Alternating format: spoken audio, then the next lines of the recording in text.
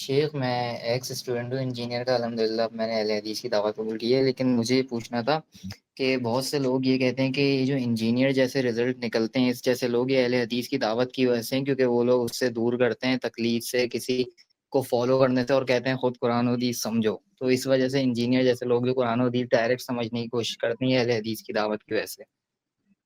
دیکھیے ایسی بات اگر آپ کہیں گے کہ فلاں دعوت کی وجہ سے ایسے لوگ نکلتے ہیں تو انتہائی غلط بات ہوگی. پھر تو یہ کہا جائے گا کہ شکیل بن حنیف جیسے لوگ تبلیغی جماعت کی دعوت سے نکلتے ہیں.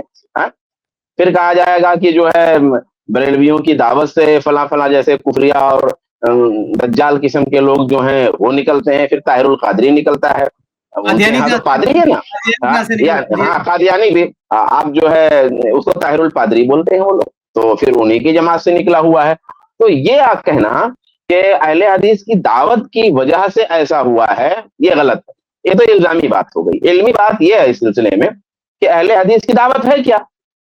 بھائی اگر اہل حدیث کی دعوت وہی ہو جو علی مرزا کر رہا ہے تب تو آپ کی بات صحیح ہے کہ علی مرزا انجینئر اہل حدیث کی دعوت سے نکلتا ہے. مگر اہل حدیث کی دعوت ہے کیا؟ یہ بات کئی بار آ چکی ہے اسٹریم میں ہمارے. اہل حدیث کی دعوت یہ ہے کہ الکتاب والسنہ بفہم سلف الامہ، یہ اہل حدیث کی دعوت ہے. الکتاب والسنہ بفہم سلف الامہ، کتاب اور سنت سلف کے فہم کی روشنی میں، یہ اہل حدیث کا دعویٰ ہے، یہ اہل حدیث کی دعوت ہے. اب ظاہر سی بات ہے کہ اہل حدیث کی دعوت تو یہ اور مرزا انجینئر کچھ اور ہے. مولانا مودودی کیا تھے؟ مولانا مودودی تو حنفی تھے. تو ہم کیا کہیں کہ احناف کی دعوت کے نتیجے میں مولانا مودودی جیسے لوگ پیدا ہوتے ہیں، کیونکہ انجینئر مولانا مودودی کی دعوت کے نتیجے میں آیا ہے. ڈاکٹر اسرار جو ہے اور انجینئر علی مرزا جو ہے اور سلمان ندوی جو ہے، ان کے بیس کون ہے، ان کے بنیاد کون ہے؟ مولانا مودودی ہیں. اور مولانا مودودی کیا تھے؟ حنفی تھے. آپ جا کے دیکھ لیجئے. تو اب اگر آپ ہم کو کہتے ہیں، اگر کوئی دیوبندی کہتا کوئی بریلوی کہتا تو پہلے اصل میں جا کے دیکھ لیں. اور اگر الزامی جواب کی بات آ جائے گی تو پھر ہم بہت سارا بقیہ ادھڑ کے رکھ دیں گے. پھر امیر معاویہ رضی اللہ تعالیٰ عنہ کے بارے میں آپ کی کتابوں میں کیا ہے، ابو ہریرہ رضی اللہ تعالیٰ عنہ کے بارے میں آپ نے اپنی کتابوں میں کیا لکھا ہوا ہے، اور اس کا امتداد ہے سلمان ندوی اور اس کا امتداد ہے مولانا ابوالعلا مودودی. یہ ساری باتیں پھر آ جائیں گی وہاں پہ. تو اہل حدیث کی دعوت کیا؟ اگر کہنا ہی ہے تو آپ کہیے حنفیت کی دعوت. اب چاہے وہ بریلوی ہو چاہے دیوبندی ہو، پھر وہ دونوں پہ وہ بات آ جائے گی. تو بھائی یہ بات صحیح نہیں ہے. اہل حدیث کی جو دعوت ہے نا وہ اصل میں غیر مقلدیت کی دعوت نہیں. بہت غلط فہمی ہے ہمارے بارے میں. ہم یہ تو صحیح، یہ تو لقب آپ نے دیا ہوا ہے نا ہم کو. یہ لقب تو آپ کی طرف سے عنایت ہوا ہے نا ہم کو غیر مقلد. ہم اپنے آپ کو غیر مقلد نہیں کہتے، ہم اپنے آپ کو اہل حدیث کہتے ہیں. اہل حدیث کا مطلب یہ ہوتا ہے کہ ایک منہج کا پابند یا آوارہ فکر یا آزاد فکر، ان کو اہل حدیث نہیں کہتے. ہم تقلید نہیں کرتے ہیں. تقلید نہ کرنے کا یہ مطلب نہیں ہے کہ ہم اصول استدلال میں قرآن و حدیث کو سمجھنے میں آزاد ہیں.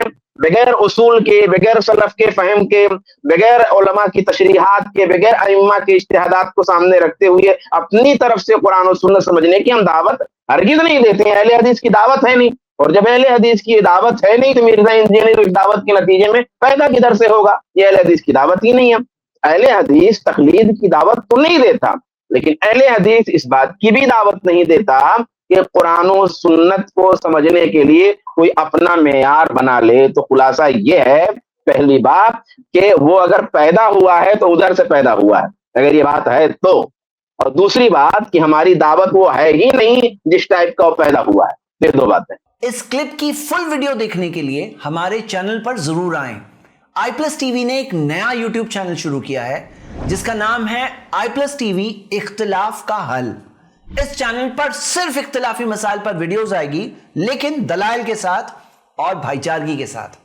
آپ کو میں دعوت دیتا ہوں کہ آپ بھی ہمارے اس چینل کو سبسکرائب کریں، ہماری ویڈیوز کو شیئر کریں اور نوٹیفیکیشن آئیکن کو آل سلیکٹ کریں تاکہ آپ کو ہماری ویڈیوز کا نوٹیفیکیشن مل سکے. جزاک اللہ خیر، والسلام علیکم ورحمۃ اللہ.